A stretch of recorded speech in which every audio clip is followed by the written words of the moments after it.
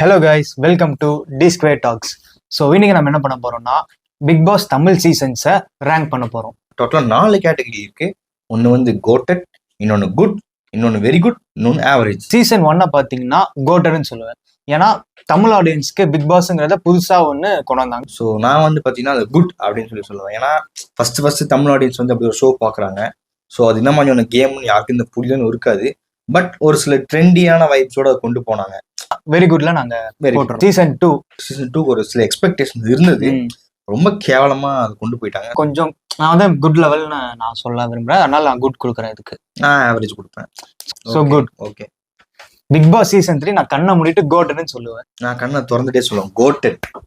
ஏன்னா big Boss season 3 மாதிரி இது வரைக்கும் எந்த சீசனும் வந்தது இல்ல. இதுக்கு மேல சீசன் எதுவுமே வராது. ரொம்ப சூப்பரான ஒரு சீசன் அது. Season 3 goated. Season 4 Aari Balaji fight வச்சு ஃபுல்லா ரிவால்வ் ஆச்சு. ஸோ என்ன பொறுத்த வரைக்கும் நான் வெரி குட்னு சொல்லுவேன். அந்த ஆரி பாலாஜியோட காம்போ நல்லா இருந்தது. ஒரு மாதிரி ஃபைட்டா அந்த சரிசமமா இருந்ததுனால எனக்கு ரொம்ப பிடிச்சது. ஸோ நான் குட்.